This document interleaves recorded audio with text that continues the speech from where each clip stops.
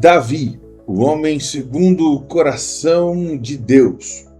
Do menino pastor de ovelhas, que foi ungido rei de Israel, e foi tratado nas expectativas, servindo o rei Saul, vencendo Golias, recebendo os louros da fama que não ajudaram em nada. Ao genro do rei, vitorioso soldado, que se vê tendo que fugir do próprio sogro, com chances de matar Saul, mas não o faz. Ele que se torna rei de Israel, traz de volta a Arca da Aliança, recebe a promessa da aliança davídica, cai em pecado com Batseba, mata Urias, se faz de sonso até Natã esfregar seu pecado na cara, se arrepende, lida com as consequências, observa sua casa fracassar e seus filhos são a imagem da sua desordem, mas que consegue deixar Salomão pronto para assumir o reino. É uma história incrível para a gente tentar simplificar demais. No livro do Atos, capítulo 13, versículo 22, diz assim: depois de rejeitar Saul, levantou-lhes Davi como rei, sobre quem testemunhou: encontrei Davi, filho de Jessé, homem segundo o meu coração, e ele fará tudo o que for da minha vontade. Eu sei, não é novidade nenhuma, nem para mim, nem para você, nem para ninguém mais. O homem segundo o coração de Deus, o rei Davi, ele era chamado assim não porque ele era perfeito, mas porque ele logo se arrependia dos erros que cometeu. Isso é conversa para boi dormir, isso é conversa fiada. A realidade do Salmo 51, que todo mundo levanta para dizer que ele é o homem que se arrependia rapidamente dos seus pecados, nada mais é do que o resultado de um confronto onde o profeta Natã, depois que todos os eventos aconteceram, ele vai até Davi e ele tem uma conversa constrangedora com Davi, porque o orgulho do rei ele era tão grande, o ego do rei era tão inflado, que ele não se permitiu perceber o pecado que tinha cometido. E aí o profeta Natã tem que contar uma historinha infantil para Davi. Olha, um homem tinha lá uma criação que ele amava muito, e veio outro e tomou-lhe a criação que ele cuidava no colo, sabe? Uma conversa infantilizada, para que o rei Davi então desse a sua sentença sobre o homem daquela fábula, e Natã olhasse para ele e falasse: mas esse homem é você, que tomou Batseba como sua e ela não era sua. E aí Davi então ele é obrigado, ele tem que se ver naquele pecado, então assumir, e aí a partir daí só ele faz o que é correto, que é então se arrepender de verdade, boca no pó, e até orar para que o seu filho não morresse, porque foi o castigo que Natã disse que Deus daria. Olha, você vai viver porque você se arrepende do seu pecado, mas como consequência disso, o fruto do seu pecado com Batseba vai morrer, que seria o menino, ela tinha ficado grávida. É complicado demais essa história, quando você percebe que Natã usa de inteligência clara, mas ele precisa conduzir o rei a uma fábula para que ele assumisse o erro que tinha cometido. Então a gente dizer, então, olha que bonito, porque Davi se arrependia imediatamente do seu pecado. Isso é só para quem não conhece a história de Davi. Tá? Uma coisa que Davi, ele se arrependia dos seus pecados, sim. Entretanto, não é essa historinha fabulosa e bonitinha que todo mundo conta por aí. O homem segundo o coração de Deus, ele surge muito bem na história quando ele era só um garoto, né, e que cuidava do rebanho do seu pai, e ele tocava a harpa ou lira, né? E ele foi então chamado, né, na casa de Jessé. Ele era lá o menor dos seus irmãos, e ele foi chamado para ser ungido como rei, quando o profeta já tinha consultado Deus sobre todos os herdeiros de Jessé. E Deus, na verdade, entrega essa bênção para o último, para o menor, para o mais insignificante deles, certo? Justamente por ser o menor entre os seus irmãos. Esse garoto, ele parte para cima de Golias, num desrespeito em que esse gigante estava cometendo contra o exército e contra o Deus de Israel. Ele luta, ele vence, ele tem histórias incríveis para contar. Davi, ele não é só o homem segundo o coração de Deus, mas ele também é o grande rei de Israel. Ele unifica o reino de Israel, quem sabe pela primeira vez depois de muitos acontecimentos, né? E ele é o cara que traz a Arca da Aliança de volta. Ele é o cara que recebe revelações de Deus a respeito do Messias. Ele escreve de modo messiânico. E ele é o grande alvo da graça de Deus no Velho Testamento, onde você percebe que parece que a lei não conta para Davi. Ela conta para Davi, mas a graça de Deus é maior. Davi é o autor de frases incríveis como Senhor, só não retire de mim o teu Espírito Santo. Ele também é o autor de salmos belos, como o Salmo 23. Ele também é o cara que inspira canções até hoje. Então, o homem segundo o coração de Deus, ele fez feitos incríveis em relação a Deus. Ele foi o cara que recebeu o projeto do templo e deixou tudo encaminhado para o seu filho fazer. Mas justamente o fato de que ele não pôde fazer o templo é que entra uma questão importante. Ele é proibido de construir o templo porque a sua mão está suja de sangue inocente. E aí vamos puxar a capivara de Davi? O homem segundo o coração de Deus com certeza não fez coisas erradas. Com certeza ele só tinha a ficha limpa, né? Então vamos a essa ficha do rei Davi. Ele finge de ser louco para escapar dos filisteus. Ele mente para um sacerdote para sair numa missão inventada para rei Saul. Nessa missão ele não suja a mão de sangue, mas ele que autoriza. Ele até assume os erros sobre isso depois. Ele se torna um soldado mercenário de Aques, um rei pagão, para se proteger. E nesse meio do caminho ele mata pessoas inocentes. Ele matou povos inteiros só para não deixar testemunha dos erros que ele estava cometendo. Nabal decidiu peitar Davi e não fazer a vontade de Davi. E aí Davi foi para cima para matar Nabal. Só porque Nabal não baixou a bola para ele. O ego do rei ficou tão ferido. Ele tentou então matar o cara. Ele só não mata ele porque Abigail, uma mulher muito bela, esposa de Nabal, ela vai pro meio para acalmar a situação. Davi então espera Nabal morrer. Por sorte não demorou muito que ele morresse. Ele vai e toma Abigail como esposa. É maravilhosa essa história. Davi teve várias esposas e várias concubinas. Ele casa com a filha de Saul, Mical. Depois ele tem várias esposas. Quando morre o rei Saul, ele casa com a esposa do rei Saul ainda. Esse cara, ele realmente tinha um mel, né, assim, para mulheres, né? Lógico, ele era o rei. Né? Ele adultera com Batseba, mas o adultério de Batseba, ele não é simplesmente um ato fora do casamento. Ele abusa do seu poder enquanto rei, ok? Ele abusa do seu poder enquanto rei porque ele manda chamar Batseba para se deitar com ele. Não é que eles se envolveram num romance, o que já estaria errado, absolutamente. Mas não é que eles se envolveram num romance e tal. Eu posso imaginar que nesse primeiro momento o romance nem existiu. O que existiu foi um rei dizendo: eu quero me deitar com aquela mulher. E foi o que aconteceu. Ele abusa do seu poder. Depois que ele engravida Batseba, ele manda chamar Urias para voltar para casa e para fazer Urias se deitar com a mulher como um presente do rei. Urias disse que não, ele era um homem de honra. Meus irmãos estão lutando e morrendo na guerra, como é que eu posso estar aqui me deitando com a minha mulher? Ele vai embora.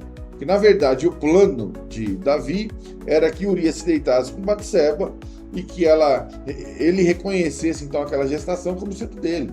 Davi manda Urias para frente da batalha para morrer, ou seja, foi um assassinato premeditado, né, o que ele faz. Um outro erro incrível de Davi na história dele é que uma das suas filhas foi estuprada por um meio-irmão e ele não faz nada. Ele não guarda a filha, ele não disciplina e pune o filho, ele não faz nada. E isso gera uma violência raivosa dentro da própria casa. Ele foi um pai ausente e irresponsável. porque Absalão fica iradíssimo contra ele e contra o irmão que estuprou, fica iradíssimo. Depois o assassinato acontece. Na casa dele ele nada faz. Ele foge vergonhosamente, porque Absalão humilha ele em público e sai ao seu encalço. Depois, quando ele retorna, restaura o seu reino, aparentemente está tudo bem, orgulhoso, manda fazer um censo só para provar o quão poderoso ele era. Muita gente morre nesse processo. Ele tem que se arrepender depois disso. Mas aí já era tarde, porque as consequências já tinham chegado. Antes de morrer, ali preparando Salomão para o seu... Ele ordena uma série de vinganças pessoais antigas. Algumas até tinham um senso de justiça, outras nem tanto. Então a história do rei Davi foi um grande homem de batalhas e construiu um reino incrível e destruiu a própria casa. Contei aí um pouco da capivara de Davi. Mas como esse cara é o homem segundo o coração de Deus? Como que esse cara é o homem segundo o coração de Deus? A resposta está no próprio texto de Atos. Como lemos 13 e 22, a gente vai ler 13 e 23. Afinal, o texto sempre está dentro de um contexto. Lá no 22 dizia: esse homem fará tudo o que deseja o meu coração. No versículo 23 diz: da descendência de Davi, Deus trouxe a Israel o Salvador, que é Jesus, como havia prometido. Esse é o ponto. A vontade de Deus não é feita em Davi a partir daquilo que Davi faz, a partir da performance de Davi, a partir da santidade de Davi, a partir de como Davi nunca errou com nada. A vontade de Deus é feita em Davi porque tinha um plano de Deus por trás. Havia uma arquitetura planejada, onde Davi era um dos elementos centrais para que isso acontecesse. Haja vista que Jesus é aclamado como o filho de Davi, o leão da tribo de Judá, da onde Davi era também. Então Jesus é chamado como o filho do grande rei Davi, a descendência eterna ao trono. Davi não controla o fato de ser o homem segundo o coração de Deus. Davi não sabe que isso está acontecendo. Davi não imagina que ele está sendo feito assim. Davi não articula as suas ações pensando nisso. Deus decidiu que, independente dos atos de Davi, aquele homem seria o homem segundo o seu coração, porque abriria porta, abriria caminho para que o Santo dos Santos viesse, para que Jesus viesse. Então nada tem a ver com Davi. O fato de Davi ser o homem segundo o coração não é por causa de Davi, é por causa do plano de Deus. Davi teve seus feitos heróicos, ao passo de que teve seus atos mesquinhos. Davi observou a santidade de Deus enquanto lutou para esconder as próprias quedas. E as quedas de Davi não foram simples e acidentais. Davi teve que lidar com problemas de caráter. Davi teve que lidar com ego. Então Davi era um homem tal qual nós somos, e em muitos aspectos muito pior do que você e eu, à medida que nós, em outros aspectos, somos piores do que aquilo que ele foi. Entretanto, a esse homem pecador, comum, subjugado pela fama, pelo delírio de poder, a esse homem Deus revelou coisas maravilhosas. Salmos messiânicos, Salmo 16, 22, 23, 24, o Salmo 51, e também o demonstrativo de um homem que conhecer o Deus, ainda que a sua humanidade fosse caída. E Davi se torna o grande alvo da graça de Deus no Velho Testamento, sendo demonstrado de modo claro. Até parece que Davi está na nova aliança, pelo que ele vive e experimenta de Deus. Davi, quando traz a Arca da Aliança de volta, ao invés de colocá-la no santo lugar, ele coloca no quintal da casa dele, faz uma tenda.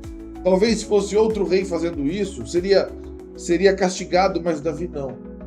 Davi é o cara que estabelece o louvor enquanto música diante da presença de Deus. Até então, a adoração era feita apenas por sacrifício. Davi é que ordena, então, que músicos habilidosos cantassem louvores a Deus o tempo todo. Então, se você é ministro de louvor, você deve isso a Davi. porque foi ele que inseriu a música no culto a Deus. Isso é fantástico, não é? Mas foi um homem cheio de quedas e de histórias e de cicatrizes e de mazelas, com histórias nojentas, se nós formos compará-lo à santidade que nós tentamos buscar. Eu acredito até que muita coisa do que eu estou falando aqui você não sabia sobre Davi, porque provavelmente não leu, mas Davi não é esse super-herói que todo mundo fala, ainda que ele seja um herói da fé. E isso é interessantíssimo na Bíblia. Na Bíblia, ninguém é super-herói em nada, mas há muitos heróis ali dentro. Homens que, apesar das suas quedas, fizeram a vontade de Deus, naquilo que dependesse deles ou naquilo que viesse como orientação e ordem divina para aquela história. E Deus, independente da história de Davi, faz dele um grande homem. Isso é fantástico. Independente das ações de Davi, Deus estabelece ele como alguém segundo o seu coração. Ser alguém chamado segundo o coração de Deus não depende tanto de nós, não depende da nossa performance, mas de quando ouvirmos a voz de Deus nos chamar, dizermos: eis-me aqui, Senhor, usa-me. Ainda que no caminho a gente caia e tropece, mas a gente se levante e busque fazer a vontade de Deus. E olha, as quedas, elas não são poucas. Algumas delas são pequenas, outras são até mesmo, de um certo modo, cotidianas. Algumas quedas são grandes. E Deus sempre nos levanta com misericórdia para voltarmos a fazer a vontade dele. Vocês estão ouvindo alguém que já caiu. Eu sei que você em algo já caiu também. Mas as misericórdias do Senhor são a causa de não sermos consumidos, porque as suas misericórdias não têm fim, elas se renovam a cada manhã. E como eu sempre digo, porque aprendi isso, o perdão de Deus não é autorização para fazer de novo, entretanto é autorização para recomeçar. E Davi é um exemplo de reinícios e reinícios, e reinícios e reinícios, terminando bem ou terminando mal. Sermos alguém que ouve a voz de Deus e diz amém, se arrepende, de repente, imediatamente, ou alguém precisa esfregar na sua cara aquilo que você fez, ou alguns arrependimentos que são construídos ao longo dos anos. Existe espaço para todo tipo de arrependimento no plano de Deus, desde que ele aconteça e desde que desejamos louvar o seu nome a tempo e fora de tempo. Sabe que você pode ser um Davi, não porque se tornou um grande rei, mas porque caiu pra caramba e fez muita coisa errada. E mesmo assim, Deus pode usar a sua história para fazer algo grande. Então não menospreze o que você viveu até aqui. Talvez você tenha vivido coisas assim e você se envergonhe brutalmente delas, mas calma. Deus pode fazer algo grande na sua história. Só ouça a voz de Deus, ok? E se você precisar conversar, deixa uma mensagem aqui embaixo e a gente volta a falar, não só sobre Davi, mas sobre qualquer outra coisa. Espero que Deus te abençoe muito. Curta, compartilha esse vídeo, se inscreva no canal, envie esse vídeo para quem acha que Davi é um super-herói e envie esse vídeo para quem está caído, para quem está machucado, para quem acabou de fazer coisa errada. Manda esse vídeo para ele. Ele vai entender que tem esperança, ainda que agora esteja doendo muito. Ainda que agora você esteja se escondendo numa caverna, como Davi fez. Ainda que agora você esteja fugindo de Deus, como Davi fez no Salmo 139. Relaxa, calma. Tem espaço para você. Tem lugar na mesa de Jesus para você que caiu. Deus te abençoe. Um grande abraço e até mais.